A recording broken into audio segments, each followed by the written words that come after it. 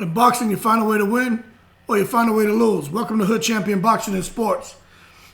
So it's on October 8th. Conor Benn and Eubank Jr. are going to meet at 157 pounds.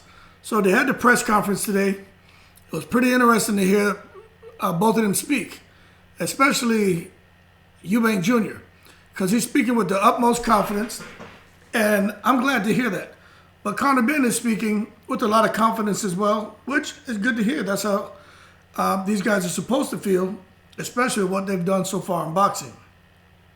I think, Conor Benn is kind of really now establishing himself as a welterweight, where Eubank Jr., he's performed very well, but maybe he hasn't performed to his potential. Had a couple big fights that he lost. But again, they were competitive, and he had a very different style early in his career when his dad was coaching him. Now that he's moved over to Roy Jones and he won his last 3 fights with Roy Jones, he seemed to have evolved more of a boxer-puncher, a guy who recognizes that he has 10 to 12 rounds to win a fight, opposed to the guy who's coming out and just throwing those monstrous combinations trying to get you out of there. The thing is, Eubank Jr. can still do that. The question is he going to do that, or what style is he going to bring into the fight with Conor Benn? Conor Benn is much smaller than Eubank Jr., much smaller. So at first, I felt that Eddie Hearn was feeding Conor Benn to the wolves. Like, why make this fight? One guy has fought, Eubank Jr. 160 to 168. Conor Benn's been fighting at 147. Why in the world would you force this fight? To me, it makes no sense to make this fight at this moment. But again, I really believe that Eddie Hearn has his back against the wall, and he has to produce. You look at, you got AJ and Usyk, right? The rematch, huge fight. Probably the biggest fight so far this year. Next one, Canelo and Triple G. Probably be as big, if not bigger, than AJ and Usyk. Then you have Conor and Conor. You got Benn and Eubank Jr. That's a huge fight as well. Those 3 fights alone are the type of fights that Eddie Hearn needs to put together. Because I really feel there's something going on over in Matchroom. Eddie Hearn even said in an interview, if you listen to the public, you listen to the media, that that Matchroom is having a lot of problems and Matchroom is going out of business. That's because people recognize the decisions that's being made and how Eddie Hearn is distancing himself from a lot of fighters. Whereas before he was trying to kind of load up his company with promising prospects or top to elite prospects or fighters. So he's kind of gone away from having those kind of top prospects to wanting guys who are well established and can produce and put butts in seats and create huge revenue for his company. And I'm just paying attention. So when I saw that this fight was being made, to me, it did not make sense. Why force it? With Conor Benn, we know Adrian Broner doesn't want to fight him. Keith Thurman will fight him, but you got to pay Keith Thurman. Eddie Hearn doesn't want to. Hey, look, before Eddie Hearn would have paid that money. He's not paying that money, man. Keith Thurman is an easy fight to make. Keith Thurman wants to make, probably $5-6 million before Eddie Hearn would pay that. Look, the money's dried up over there. Conor Benn can fight a lot of guys at 147. But Eddie Hearn doesn't, he's very strategic with how he's matching them up. He does not want to put Conor Benn in with Stanley Eunice because of the risk and the fact that it probably won't sell much. So, see, Eddie Hearn is thinking business first. Getting out. I really feel that he's in the red somehow. I could be wrong, but I'm just watching the movements. All the signs are there. So when you look at what Eddie Hearn and what he's doing with Conor, to me it just doesn't make sense. But anyway, he's pushing him over to Eubank Jr. to make the fight, and I just think Conor Benn, it's impossible for him to win. I just don't think there's any way Conor Benn can win this fight. I just don't. It's just, you look at the size of the two guys. That's the first thing. But that doesn't matter if you got someone who can cut the ring off and who's very aggressive and has a good engine. But the problem is with Eubank Jr. is Eubank Jr. can punch. He can box. He has outstanding stamina, ring generalship.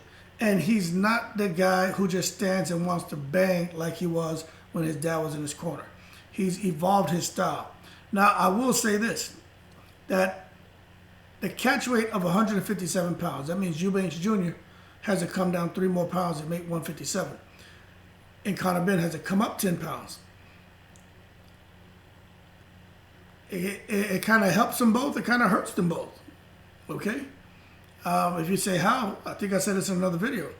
With Eubank Jr., he's forcing Conor Benn to come up and have unnecessary weight on him. Now,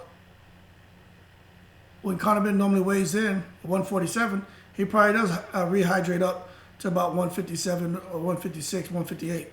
But to just come in the ring at that weight, what is he going to rehydrate to? You know, is he going to balloon up to 160 something? And that's going to just totally throw off his game. That's a lot of weight he's going to have on him.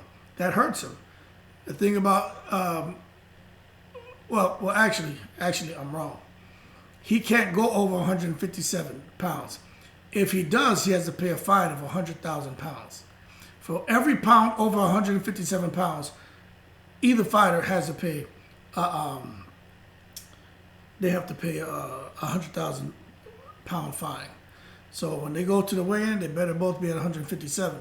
Then there's a rehydration clause that's been imposed on Chris Eubank Jr. because they expect him to balloon up way past 157. So they got a rehydration clause. I don't know how much that is. But, so the advantages are there for Eubank Jr. bringing Conor Benn up in weight, but the advantages are there for Conor Benn for Eubank Jr. to melt down to 157 pounds with that rehydration clause. I'm not too concerned because when Kell Brook fought Amir Khan, Kell Brook, there was a catch weight of 149, and if Kell Brook weighed over that, he would have suffered a huge penalty as far as how much of his fight purse he would have sacrificed. Then Kell Brook also had a rehydration clause. But you saw what happened. He got into it with Amir Khan, he did the business. But I'm not saying Conor Benn and Amir Khan are the same fighter, especially the Amir Khan that fought Kell Brook. It's a totally different Amir Khan. But what I am saying is, with Conor Benn, I just see Eubank Jr. picking him apart and eventually, and I think before the 12th round, stopping him. So that's how I see it. Now, one way where Conor Benn can have an advantage, and I'm going to say it right now, when it comes to the fathers. Right now, Eubank Jr.'s dad, Chris Eubank Sr., is not to be seen. And Eubank Jr. said that his dad is always, in touch with him. They're always communicating. But since this fight's been announced, his dad's gone missing. He wants his dad in his corner. He wants his dad in his training camp. He's promised Roy Jones to finish out his career with Roy Jones. But he's saying this is a family matter here, and he really wants his dad in his corner for the significance of this fight. But I think already Chris Eubank Jr. is at a little bit of a disadvantage, not knowing if he's going to get the support of his father. Conor Benn, we all know his dad, Nigel Benn, is over in his corner and rooting his boy on and trying to get his son to get laser beam focus and get in there and go for the kill against Eubank Jr., okay? So Conor Benn he doesn't have anything to worry about. All he has to do is focus on training camp and being the best Conor Benn he can be on fight night. But that, at the same time, having his father in the corner could hurt him too, because this fight, it's not about Eubank Sr. and Nigel Benn. It's not about that, okay? It's about their sons. But I get it. They had the first fight, Eubank Sr. won. Second fight, it was a draw. At that time, it was the third largest sporting event in British sports. But you fast forward to where we are today. I'm not sure if these guys are going to do those kind of numbers that they did, but I do believe the whole country is going to be tuned in watching. But it's just not really about the fathers. It's about the kids. And if the fathers get in there and they start allowing their emotions to run start to kind of make it about them, then I think this whole thing, it just becomes a real big soap opera, and it could affect the children's or the fighters, their discipline and their focus, which could overall disrupt their commitment to the fight. No matter how professional they are, they're human. Okay, so I'm not sure having the fathers in the corner is an added benefit. I think it could take away from their preparations. But I guess we'll find out. But I really have to question Eddie Hearn's motive. Why would he do that to a young Conor Benn? You look at what's going on in boxing right now, especially for the last, even when Floyd Mayweather is fighting, right? The last 8 years, I'd say 5 to 10 years, okay? These boxers who have a lot of potential, they see boxing as a business, okay? They're looking to make the most money with the least risk. And Eddie Hearn even said something along those lines about making the most money with the least amount of risk. We know that's how Floyd Mayweather sees it. That's what he's doing with Tank Davis, and they're doing with their fighters over there. But why in the world would Eddie Hearn suddenly change his approach to matching up fighters and want to go out there, man, and risk Conor Benn not just taking a loss, but losing by vicious knockout? Now, I think if Conor Benn loses over a 12-round decision, I don't think his stock is affected. But from listening to them talk, when Chris Eubank Jr. says he's going to liquidate Conor Benn, he's going to annihilate him, that tells me that he's going to get in there, and his intention is to win. But if he gets the opportunity, he's going to try to knock him out and hurt him. And he's even mentioned that. And see, these are the things, right, where good fight, for Eddie Hearn, good fight, right? We want to see it. I don't think it's necessary, but we want to see it. Good storyline, but there are certain scabs being peeled and revealing the injuries that the father suffered on both sides. And I'm talking about this kind of the mental damage that they incurred. Because Eubank Jr. was talking about how Nigel Benn said he hated Eubank Sr., and he said that in front of the whole country, and how that affected Eubank Sr. That caused him so much stress and all the insults and just the chaos leading up into the first and second fight. Now his dad couldn't sleep and it affected him at home. I always wondered how Eubank Sr. has a lisp. I said, okay, well, figured he was born with it, but he lost a portion of his tongue in that fight with Nigel Benn. I did not know that. So see, there are certain things that are coming out now that we would have never known. But now that they have these two kids getting their fight, and see that there's a thing my dad used to tell me, right? He told me one day, he was like, look, anything that has happened with me, with anyone, that's not good. He said, when I'm no longer here, let me take that with me to my grave. He said, don't keep that alive, because it doesn't do anything for you.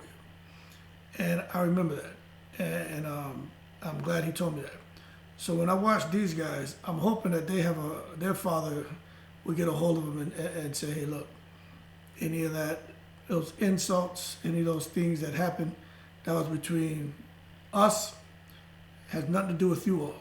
Don't reintroduce that to the world, because all it does is trigger things in the fathers who've gone on with their lives. They become friends, and it could result in just problems for those guys. We know that Nigel Benn suffered a lot of struggles and a lot of mental issues. Eubank Sr. went through his own, and I just think they should really think about what they're saying. I'm talking about the fighters, about things and discussions that happen in the house behind closed doors, things they're seeing behind closed doors that the world's not privy to, before they come out there and start to kind of just, as a result of the emotions they're overwhelmed with, and divulge all the family business and family secrets. I don't think that's what should be happening. So hopefully somebody nips that in the bud. But we will see what happens. I think it's a good fight. I'm just not sure if having their fathers in the training camp or in their corner, if that's going to help or if it's going to hurt them. I think it remains to be seen. But right now, I would say if the fathers are going to be there, they got to be consistent. And we're emotional people, so it's impossible to set the emotion aside. But they got to try their best to take the emotion out of it and focus on getting their children in the best shape possible on a physical and mental scale so they can go in there and perform to their potential and be 100%. Because at the end of the day, the fathers aren't in there fighting. It's the kids who have to fight. But if you ask me my opinion, I'm going to go ahead and say Eubank Jr. will win this fight. I think he'll win it relatively easily. He's not going to stand there and allow Conor Benn to just wail on him. But one thing I will say is Conor Benn is explosive. He can close the distance really quickly. And once he gets there and gets an opportunity, he's letting his hands go, and he hits hard. And if he catches Eubank Jr., standing tall with his hands down or trying to be flashy and showboat, kind of like the whole Roy Jones thing, that could be detrimental. And I will say this. I think Eubank Jr. has more to lose. He's the bigger man, the more seasoned fighter, has the most experience. If he gets in there and loses to Conor Benn, Eubank Jr. will never get a big fight. It's over for him. Now, with Conor Benn, he's much smaller. So I don't think he has a whole lot to lose because you almost don't expect him to come in there and win the fight. You expect him to put up a good showing, but you almost don't expect him to come in there and win. But I do think that Eubank Jr. has more to lose going into this fight. And if for some reason he loses, he's probably going to regret taking this fight. Because you got to understand, right now, but as far as what the Eubanks versus the Benns, 2 fights, 1 win, 1 draw. So the Eubanks haven't lost yet. So the second generation is going to come and fight. Eubank Jr., he's supposed to win. If he comes down and he loses, that gives Conor Benn a win. The Benn family gets a win. That takes Conor Benn out of this world. He's out of here as far as his profile. But the profile of Eubank Jr. and his family takes a massive hit. And again, this isn't about his dad. But at the same time, he shares the same last name. So it's kind of about his dad. But we'll see. And both of these fighters know that. They have mentioned that about the fight. They're the ones fighting, but the family name is on the line. So they're taking it personal. They say they personally don't have anything against each other, but because they're fighting for the family's name and they say legacy, that the fight's personal in that regard. But it's not. They don't personally have anything against each other. They actually feel like they both are in their father's shadows, and they understand what each of them are going through, and they're trying to create their own path in boxing. And they feel that this right here is a good opportunity for both of them. More Conor Benn to step out of his dad's shadow. Eubank Jr. is kind of proven to be a pretty damn good boxer and fighter and has the respect where Conor Benn's kind of on his way. But that being said, I'll let you guys leave your 2 cents. Let me know what you think, especially the guys out there in the UK, because a lot of times you guys have a bit more insight on why this fight was made and kind of what the talks are out there in the UK. We just get kind of what we see here. If I go down to Fire Stick and pull up UK BT Sports and see what's going on in the media, I get some bits and pieces, but you guys kind of there, boots on the ground, and have a bit more information. But that being said, you guys like and subscribe if you enjoyed the video. Shout out to all the veterans. Shout out to everybody. Matter of fact, I'm going to start changing that up. Shout out to everybody across the world, because there's a lot of people who on this channel now from all over. And it's really amazing that there's people actually supporting the channel and people enjoy boxing. And I read, let me tell you, I try to get in here and read all the comments. I try to respond to as many as I can, but I see all what people are kind of telling me, all the positive feedback. I read it and I appreciate it. It means a lot. Even I can't remember the profile name. I think Christian Soldier, man. She always trying to argue, man. But it's cool. I look forward to it because we need that. It just, I think it bursts really healthy dialogue. But that being said, y'all take care. Appreciate the support. I'm in the breeze.